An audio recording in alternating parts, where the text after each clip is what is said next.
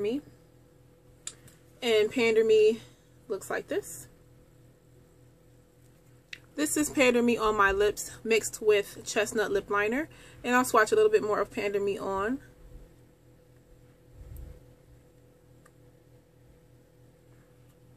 One thing that I can say about this entire collection of the matte lips, that they are very creamy as opposed to the retro mattes and surprisingly some mattes from the regular collection. That's what Pander Me looks like on my skin.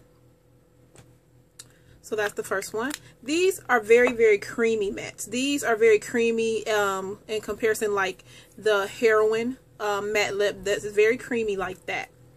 Then like Smoked Purple, which is the color that I actually wore to work today.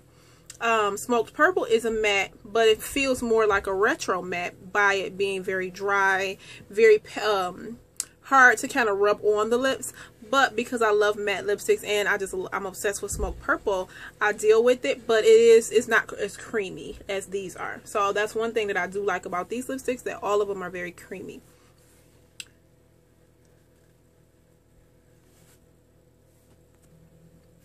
So this next one that I have on is called Styled in Sepia. Styled in Sepia looks like this. And that's what it looks like next to Pander Me and against my skin tone. When I wore this, I wore it with a little bit of chestnut because I felt like it gave me that dead lip look. I think I like that. It's like a really, really, really nude look. And I don't know, I probably would only wear this if I had like a really, really dark, smoky, like completely black, really harsh, smoky eye. Like a really, really dramatic eye with like lashes. And then at that point, I don't know, like it just seems really, really nude to me. One of the girls that I work with, she actually likes this because it gives her that, she likes that real like gothic makeup, which is gorgeous on her. I really love it.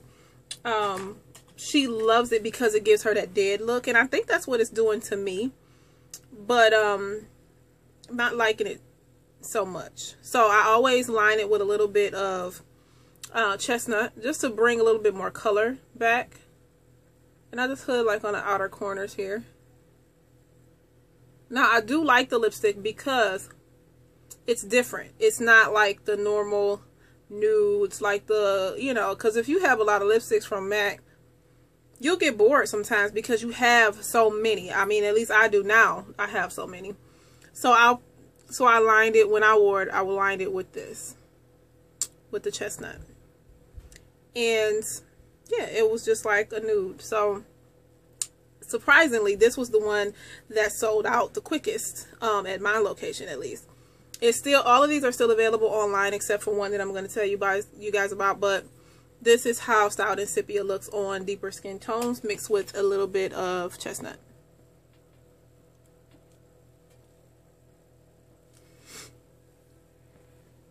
Now this next one is called La Vie en Rouge.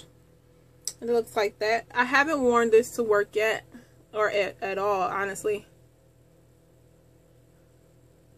But this is what it looks like.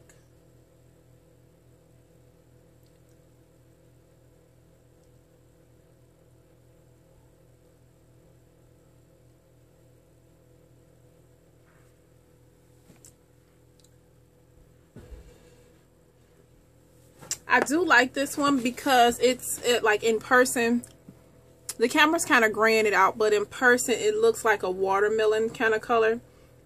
So I do actually like this lipstick, but I'm just going through my dark lip phase right now, and I'm obsessed with any dark lipstick, so I haven't worn this too much. But I will show you the color that I have been wearing, which you probably already know. So that is what La Vie en Rouge. I just like saying it like that. I don't know if that's how it's really pronounced. I just like saying it like that. But yeah, so that's La Vie en Rouge. And that's what it looks like. The camera is really toning it down. It's very like a bright, like watermelon shade. The next one I'm going to be swatching is called Damn Glamorous.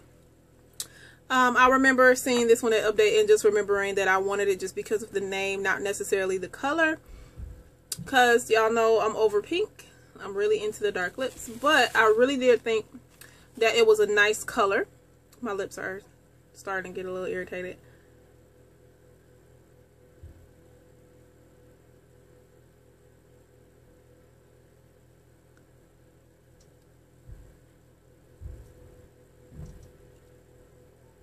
This is like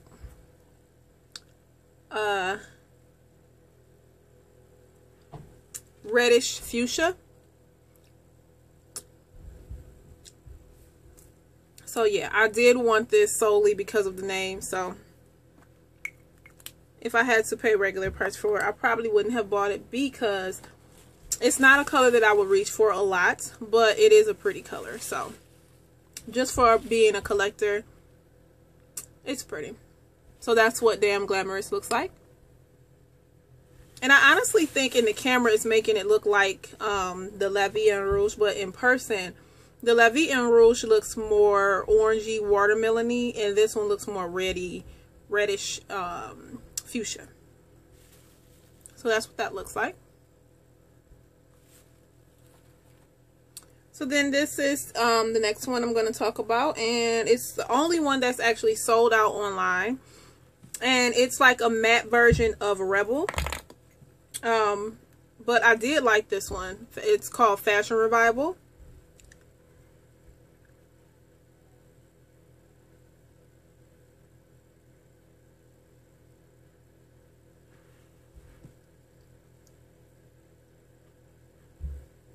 Rebel was one of the very first colors I bought from MAC when I first got into MAC. So I did really enjoy this. Oh God, like everywhere. Oh my God. So I did really enjoy this when I wore it, but it's not like one of those statement colors that I was like all crazy about. But if you like Rebel, you'll like this one. And I think that's why that was the only one that was really sold out online, because it's like a matte version of Rebel. Literally, it is. So I do like this one. I don't necessarily need backups of any of the colors that I've showed you so far. Even the Styled in Sepia, I thought that I was going to want a backup of that one. But because of how it makes me look, I wouldn't necessarily pull towards that color that much. I have plenty of nude lipsticks, so I'm kind of straying away from those. I'm trying to get colors that I really don't have in my collection. So that's not one that I would want like a backup of. But this is Fashion Revival, and this is how it looks.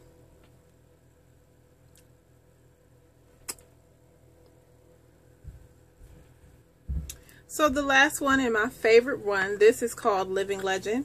I have obsessed over this color. I've been wearing it like every day. Love, love, love this. For those of you who are kind of iffy about this, because I see that this, and I thought that this was, I thought that this was going to sell out super duper fast online, and it actually didn't. I'm surprised. I thought that all of these were going to sell out online like the first day, so I quickly ordered mine. The main ones that I wanted, which were, the first ones I ordered were Styled in Sepia, Fashion Revival, and Living Legend.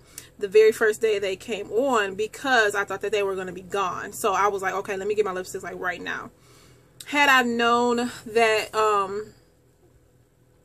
well, no, because I'm glad that I got the ones that I got when I got them. But I'm surprised that they're still online. So I'm glad that MAC had a lot of stock with these this time, you know, in order to give people time to kind of go to the store, play with them, you know, wonder if we want to order them. Like, they sold out in the stores, but online they're still there. But anyway, for those of you who are kind of iffy about getting Living Legend, because you have Sin, you have Diva, and you have the Lingering Kiss, or wondering if it looks like Lingering Kiss, I swatched Sin, Living Legend, and Lingering Kiss on my hands, on my arm. So this is Sin. This is Living Legend, and this is Lingering Kiss. So as you can see, Living Legend is darker than both of these. Sin is lighter of all of these. I love Sin. I like Living Legend, but I mean I liked Lingering Kiss, but Living Legend, life. I literally have been wearing this like every day. Then I got the lip liner to go with it too.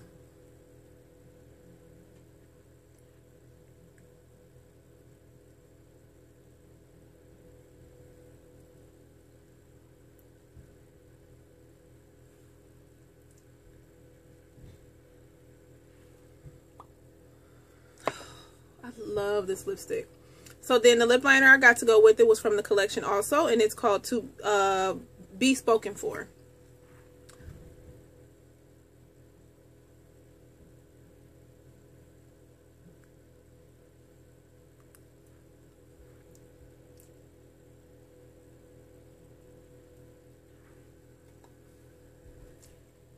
My face looks a whole mess. I have lipstick all over the place.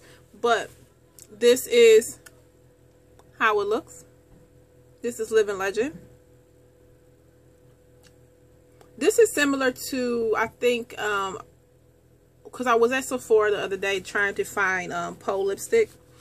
And it looks similar to that Motorhead or Homegirl Kat Von D lipstick that everybody has been going crazy over. So that's why I haven't purchased any of those, because this I've been loving so much. Like the whole combination, the Be Spoken For lip liner and Living Legend has been giving me so much life. I've been wearing the heck out of this color. I still love Sin and I still like Lingering Kiss, but the fact that Living Legend is darker than all of those, I've been going crazy over it.